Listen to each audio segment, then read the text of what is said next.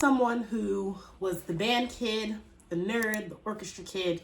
I played the cello, I played the trumpet, played the bass, played the guitar, played the drums, played the clarinet, the bass clarinet, and I ended up making music on a mouse and keyboard.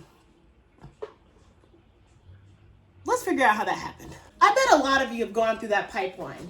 You started in band, you started in orchestra, you played the piano, you took lessons, and you decided that later on you were going to become a producer, or maybe you were going to get into session music or live music, but you weren't sure.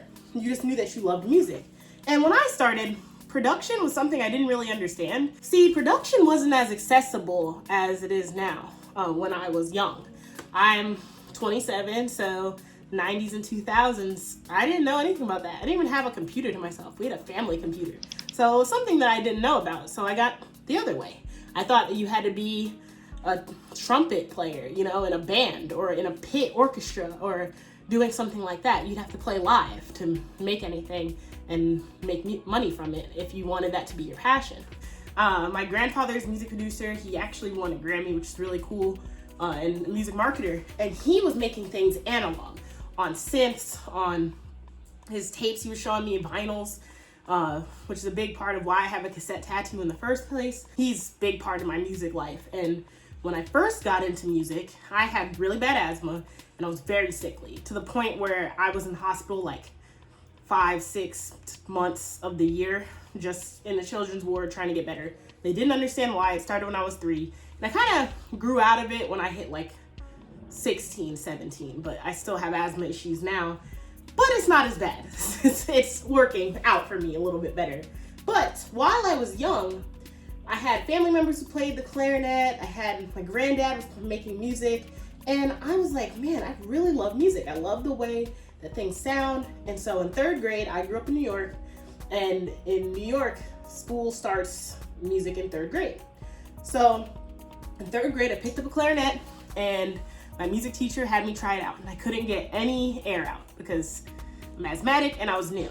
And so she gave me 2 times to try, and then she was like, maybe I won't give the sickly kid clarinet.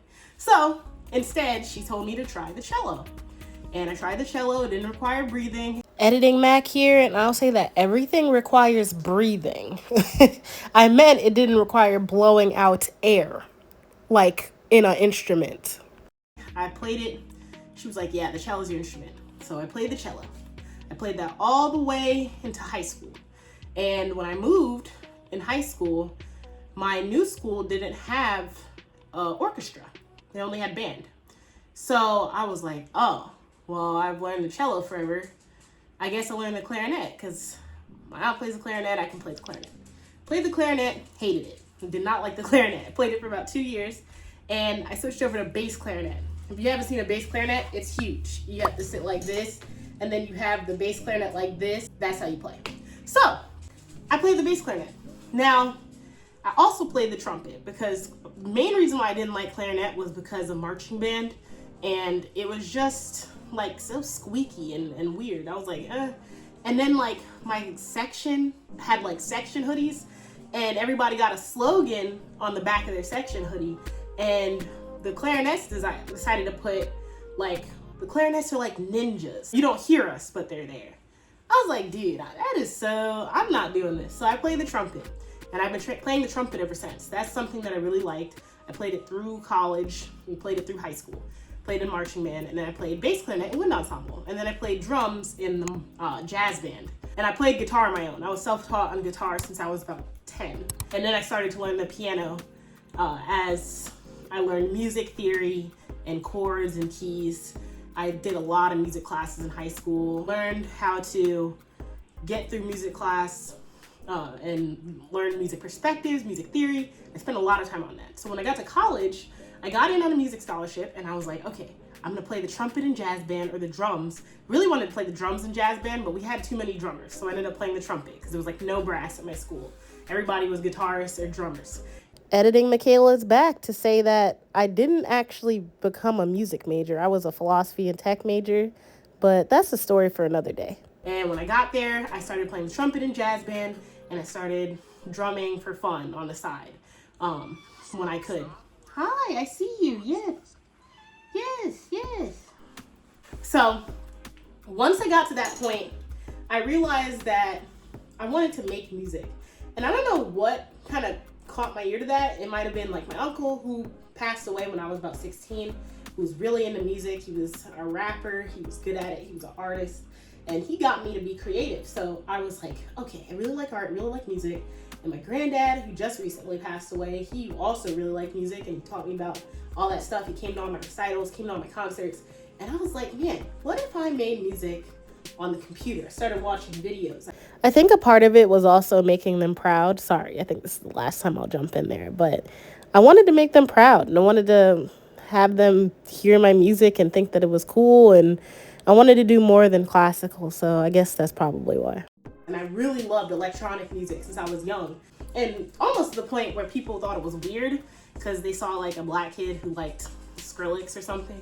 And I went to an all-white school, so it was like, that's weird, like an Oreo or whatever, you know. They say whatever, but I loved electronic music, and I didn't hide it. I really enjoyed it. I wanted to make it myself. So when I started in production, I was first using my instruments as kind of samples for a lot of lo-fi songs that I don't have up anymore. They are in the ether somewhere. I'm sure you can find them, but I made a whole album called Welcome to Brookhaven, and I did it with guitar, I did it with trumpet, I did it with drums, and I was just starting out. So this was about sophomore year of college, and I decided that I was going to learn how to make music. I got FL Studio Mobile on my laptop. I spent $30, and I had my mic, my phone mic. I played video games, so I had a little mic that sat on my desk. I used that to record. I know. I had a mic on my desk, I used that to record, and then I would go from there. See, once I started the project, I knew that music production was the way I wanted to go. I liked playing live, but the things about it was that there was just like more of a draw to doing DJing and music production. Like there was nothing wrong necessarily with playing my trumpet at jazz combo and jazz band, or playing at the coffee house nearby that we had to do for our final project for music or anything like that, and doing my lessons and going to music theory. But it was one of those things that I definitely think like music production came out of that I really enjoyed. I will say though that doing all of those things helped, because being more musically inclined and learning music theory and learning an instrument and kind of understanding that jargon of music does help. It does help when you're recording and you become a digital audio workstation engineer. So I started recording live instruments, and I started going the lo-fi route, and I made one song that kind of popped off. It was on like lo-fi beats, all that, Ikagai, the YouTube channel, and I was like, okay, this is probably my thing. But as I figured out, I wanted to make electronic music, but I started out in lo-fi. I started out with my instruments, and as time went on, the swap from the live instruments and recording in like my room with mic to more using like the busted mouse and keyboard from my dad's house from summer when I decided to start making music was a real transition that took a while. Because at first I started out with my instruments, then I kind of went almost all digital, and then I found this blend of both. I can still do both. There are some songs I have that I'll play the trumpet in the background and record it. I'll play the guitar in the background. I did ukulele a few times.